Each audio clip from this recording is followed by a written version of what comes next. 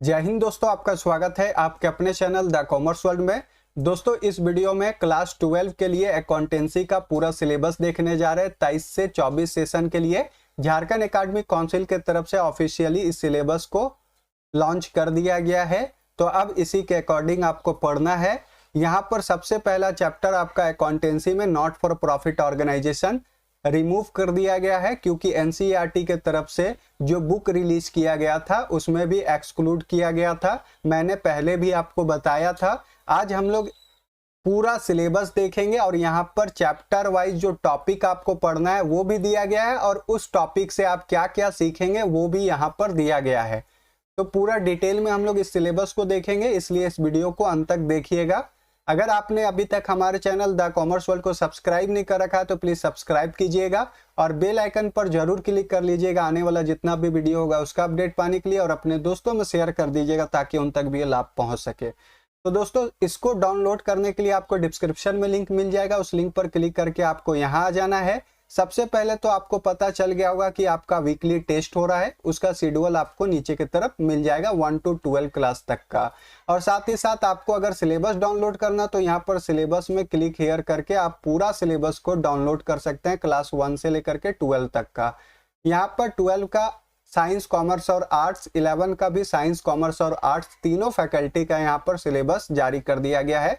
तो टेंशन लेने वाली यहाँ पर कोई भी तरह की बात नहीं है, आप यहाँ से सिंपली डाउनलोड कीजिएगा। और साथ ही साथ वीकली टेस्ट का ब्लूप्रिंट भी जारी किया गया है। आपको किस हिसाब से टेस्ट को देना है, एमसीक्यू कितना देना है या थ्योरी कितना देना है, वो पूरा डिटेल इसमें मिल जाएगा। तो आप यहाँ से ब्लूप्रिंट को भी डाउनलोड कर सकते हैं और साथ ही साथ बोर्ड एग्जाम का जो पैटर्न होगा उसको भी आप यहाँ पर क्लिक हेयर करके डाउनलोड कर सकते हैं। चलिए अब हम लोग यहाँ पर सिलेबस डिस्कस कर लेते हैं।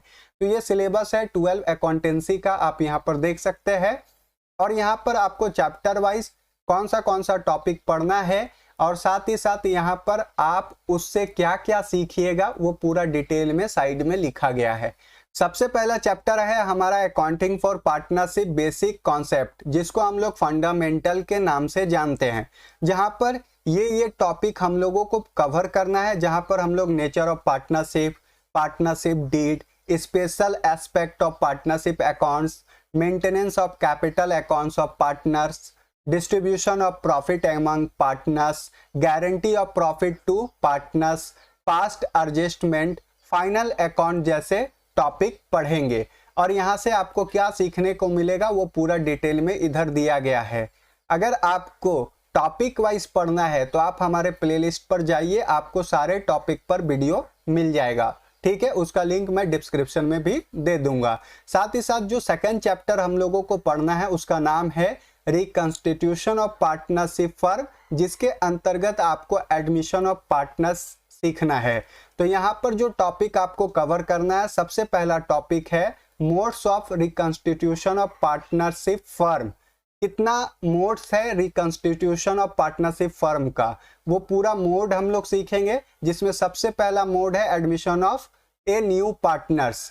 New profit sharing ratio, sacrificing ratio निकालना सीखेंगे, गुडविल सीखेंगे वैल्यूएशन करने के लिए, adjustment for accommodated profit and loss करना सीखेंगे। उसके बाद revaluation of assets and liability करना सीखेंगे। उसके बाद एडजस्टमेंट ऑफ कैपिटल्स करना सीखेंगे। उसके बाद फाइनली लास्ट है change in profit sharing ratio among the existing partners. इसके अंतर्गत आप क्या क्या सीखिएगा इधर पॉइंट वाइज लिखा गया है, आप यहाँ पर देख सकते हैं, पूरा डिटेल में दिया गया है। उसके बाद आपको चैप्टर नंबर 3 पढ़ना है रिकंस्टिट्यूशन ऑफ पार्टनरशिप फर्म, जिसके अंतर्गत आपको retirement death of A partner पढ़ना है।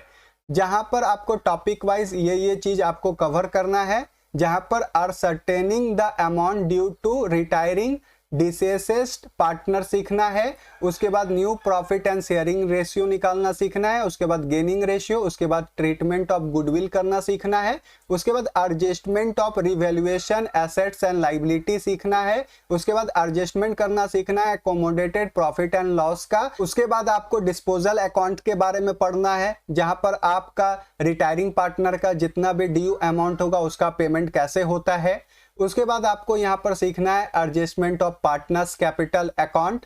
उसके बाद फाइनली आपको डेथ ऑफ ए पार्टनर सीख लेना है। इस चैप्टर के अंतर्गत आप क्या क्या सीखिएगा यहाँ पर पूरा एक्सप्लेन किया गया है, आप देख सकते हैं। और उसके बाद जो चैप्टर 4 पढ़ना है उसका नाम है डिसोल्यूशन ऑफ पार्टनरशिप फर्म, जिसके अंतर्गत हम लोग डिसोल्यूशन ऑफ पार्टनरशिप सीखेंगे, डिसोल्यूशन ऑफ फर्म सीखेंगे, उसके बाद सेटलमेंट ऑफ अकाउंट्स करना सीखेंगे, उसके बाद फाइनली अकाउंटिंग ट्रीटमेंट करना सीख लेंगे। इसके अंतर्गत आप क्या क्या सीखिएगा वो पूरा डिटेल में यहाँ तक दिया गया है।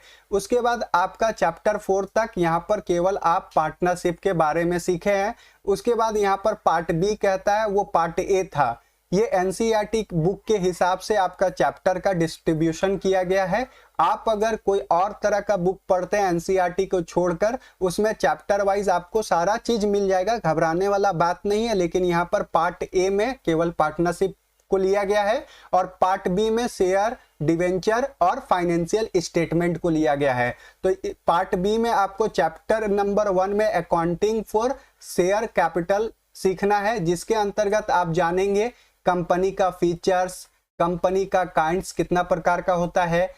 उसके बाद आप शेयर कैपिटल के बारे में जानेंगे कि कंपनी का शेयर कैपिटल क्या होता है। उसके बाद आप शेयर का जो प्रकृति है, उसका क्लासेस है, वो जानेंगे।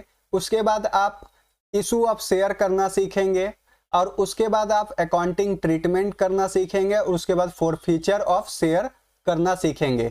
इसके अंतर्गत आप क्या क्या सीखेंगे वो पूरा डिटेल में इधर दिया गया है। उसके बाद जो चैप्टर 2 आता है उसके अंतर्गत आप इशू और रिडम्पशन करना सीखेंगे, किसका, डिवेंचर का। तो इस चैप्टर का नाम भी है issue and redemption of debenture. इसके अंतर्गत सबसे पहले तो आप डिवेंचर का मीनिंग जानेंगे, उसके बाद शेयर और डिवेंचर में क्या अंतर है वो जानेंगे, उसके बाद डिवेंचर का कितना टाइप है वो जानेंगे, उसके बाद डिवेंचर को कितने प्रकार से इशू किया जा सकता है वो जानेंगे, ओवर सब्सक्रिप्शन के बारे में जानेंगे और उसके बाद आपको issue of debenture for consideration other than cash सीखना है, जिसका एक क्वेश्चन जरूर आ जाता है एग्जाम में, बहुत इंपॉर्टेंट ये टॉपिक है। उसके बाद जो टॉपिक आपको पढ़ना है issue of debenture as a collateral security. उसके बाद term of issue of debenture सीखेंगे, उसके बाद इंटरेस्ट ऑन डिवेंचर के बारे में जानेंगे, written off discount and losses on issue of debenture जानेंगे। उसके बाद आपको रिडम्पशन ऑफ डिवेंचर सीखना है। उसके बाद रिडम्पशन का जितना तरीका है जैसे लमसम मेथड, ओपन मार्केट और कन्वर्जन, इसके अंतर्गत में हम लोग यहाँ पर सीखने जा रहे हैं। यहाँ पर क्या क्या आप सीखेंगे यहाँ पर पूरा पॉइंट वाइज डिस्कस किया गया है, आप यहाँ पर देख सकते हैं, ठीक है। उसके बाद जो चैप्टर हम लोग को पढ़ना है फाइनेंशियल स्टेटमेंट पढ़ना है, ठीक है, जिसमें हम लोग सबसे पहले फाइनेंशियल स्टेटमेंट का मीनिंग जानेंगे, उसके बाद नेचर जानेंगे, उसके बाद उसका ऑब्जेक्टिव जानेंगे, उसके बाद टाइप्स ऑफ फाइनेंशियल स्टेटमेंट जानेंगे, उसके बाद हम लोग यहाँ पर uses and importance of financial statement जानेंगे, उसके बाद उसका लिमिटेशन जानेंगे।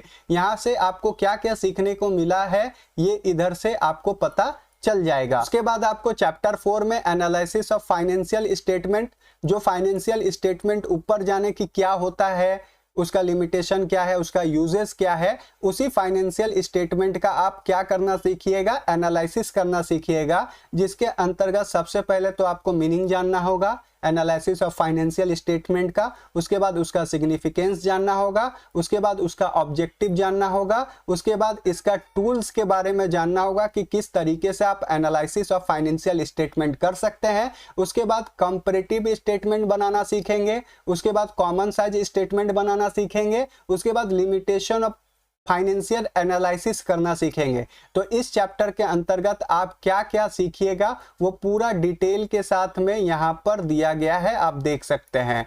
उसके बाद जो हम लोगों को पढ़ना है चैप्टर 5 अकाउंटिंग रेशियो, इसके अंतर्गत रेशियो क्या होता है, उसका ऑब्जेक्ट क्या होता है, उसका एडवांटेज क्या है, उसका लिमिटेशन क्या है, टाइप्स ऑफ रेशियो क्या है, उसके अंतर्गत में liquidity ratio, solvency ratio, activity ratio और फाइनली आपको प्रॉफिटेबिलिटी रेशियो के बारे में पढ़ना है। इसके अंतर्गत आप क्या क्या सीखिएगा वो इधर डिटेल में दिया गया है। उसके बाद चैप्टर नंबर 6 आता है कैश फ्लो स्टेटमेंट।